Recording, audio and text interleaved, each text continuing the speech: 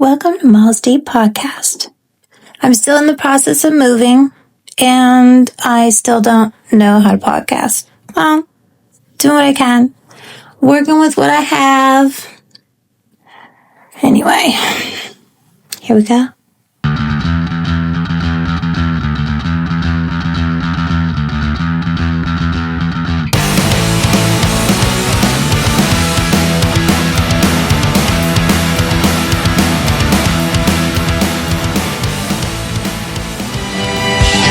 Molly, you are cool as shit.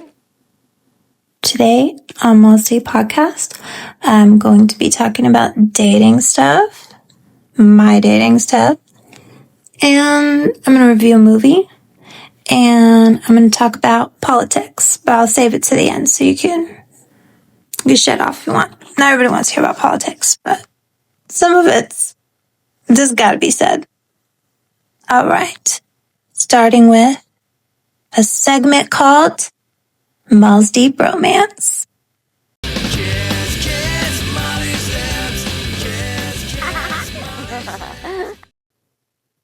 Imagine like a Wild West cowboy, like a legit, like a character in like a Wild West video game, or like a Western movie, you know?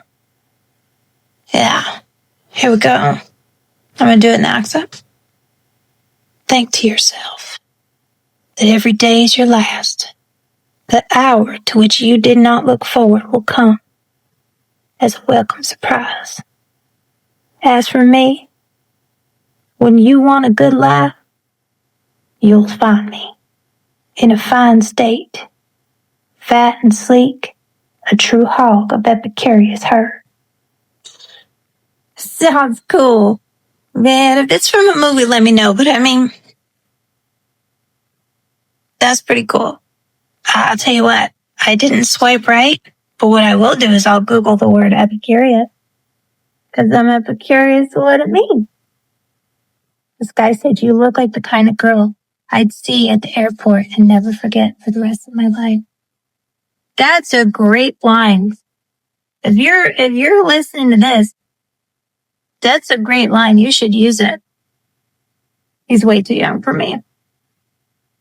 I don't mind someone being younger than me, but like they can't look younger than me. I don't like their tiny pores next to mine. I'm a MILF. I'm bordering on cougar. I'm not ready for that yet. I don't need a little cougar cub. No thanks. If they're younger, but they just look the same age or older, that's fine. But especially if you're younger than me and you're a person of color, you're going to think I adopted you Sandra Bullock style, dude. I don't want to be blindsided. This guy wrote, my dad really wants you for me. I feel like that could be one of two things. It could be either my dad thinks I'm gay and he'll do whatever it takes. He really wants you to be with me. Or it's like a human trafficking thing. Because I was like, look, I don't have a dowry. I don't think you get what you think you're going to do. Unless they're planning on selling me on the black market, which I'll tell you what. I could sell on a black market, but I don't know, they might get a return because I don't have the work ethic for sex work. I'm not great at chores and stuff. I don't know, I can kind of knit, not very well. I'm like, what are you guys even going to sell me on the black market for? Anyway, I was very taken by them. They're going to take you. This guy said, if you don't go when you want to go, when you do go, you'll find yourself gone. You better carpe the hell out of that DM. Let me tell you. Listen, he's wearing bicyclist regalia on purpose in public. I already talked to you guys about this. Why is he giving me life advice? Why are you my life coach? Find yourself gone. That's fine. this one trying to trick me. Hi, how are you? Are you down to take my V card? You're absolutely gorgeous. Okay, if I wanted a virgin, I wouldn't want a slutty one. You're a slutty virgin. Trying to give out your V card like that to a stranger who could be a lunatic, depending on who you ask? V card? Give out your V card? Huh. His profile says, I can keep you laughing till death do us part. Uh-oh. He said, I can keep you laughing till death do us apart. I feel like he installed a loophole there. I don't understand it, but there's something there. I'm a light worker finishing my mission on Earth. I like to link up with other ravers to go to festivals. I'm supposed to believe this guy's a virgin? He's being slutty online, and he's going to raves. He's partying at raves. He's a raver virgin who just giving it up online? I'll buy it. Now it's time for a Moll's Deep movie review. It's my new segment, where I review movies.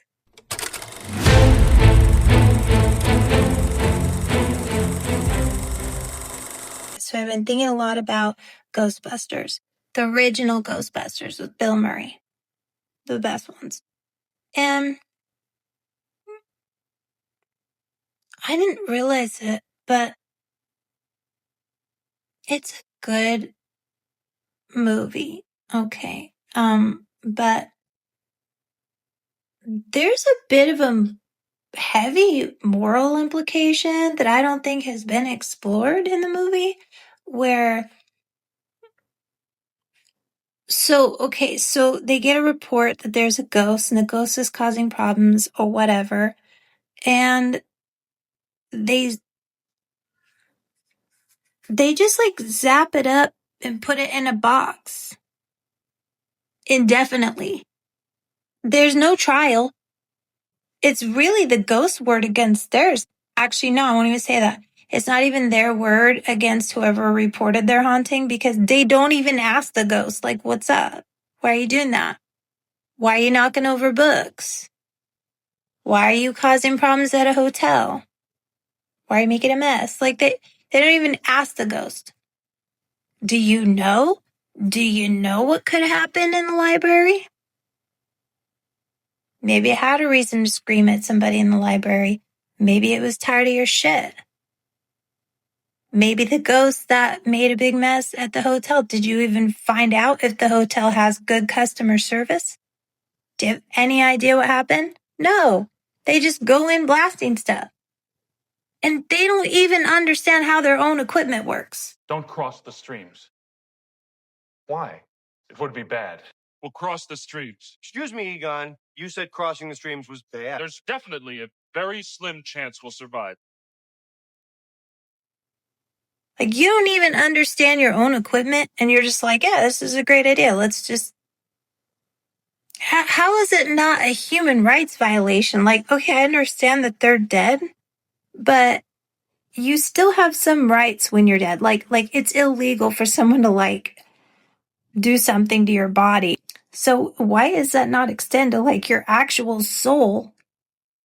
And they don't know what this box is like. They don't know what this box is like for them. And once they get them in the box, then what? They don't even say, like, how long they keep them in there. There's, like, no path to freedom. It's like they're...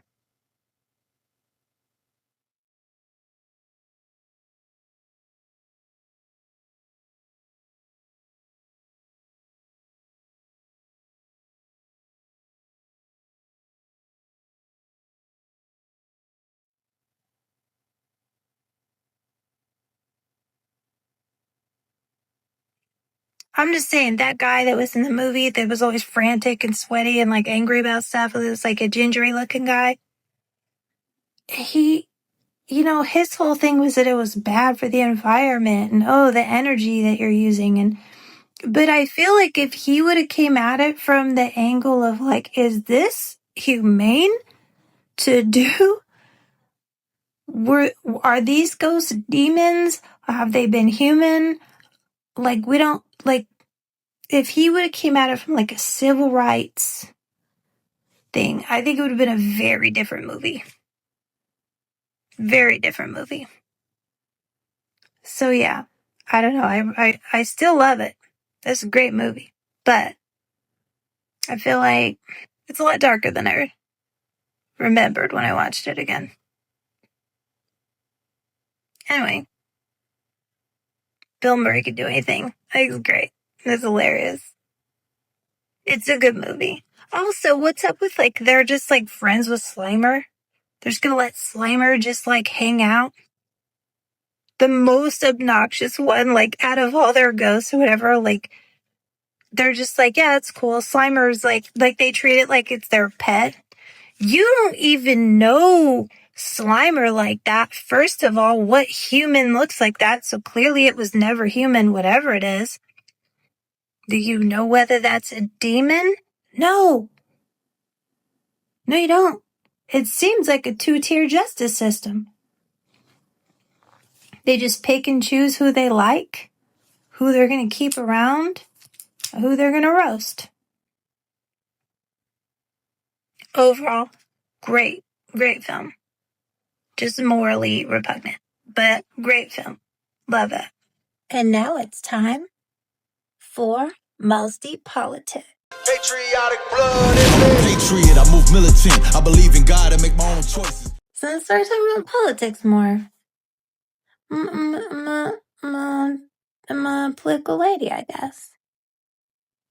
So I saw this video. Will kill people.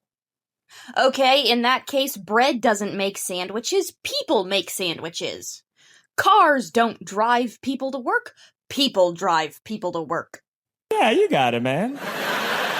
She thought she ate. She thought she ate. She was like, oh yeah? Well, I'm gonna get you with this one. Like, yeah, I've never seen a loaf of bread make a sandwich. Maybe I've only had very lazy bread. It's like, she's almost there.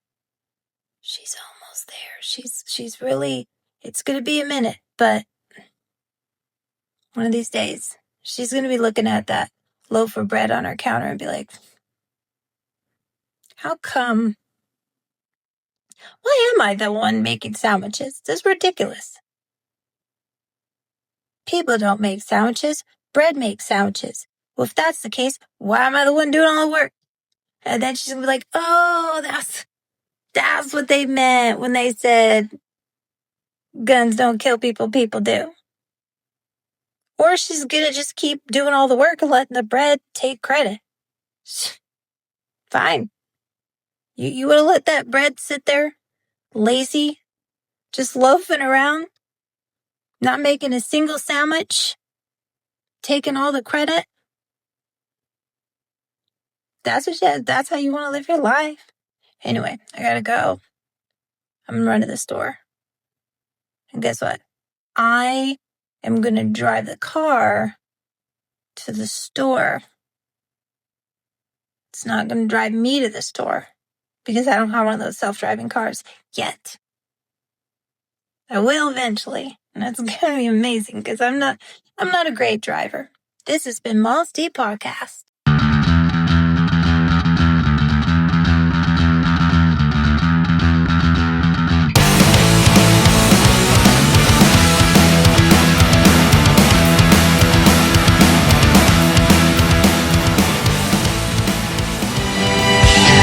Molly, you are cool as shit.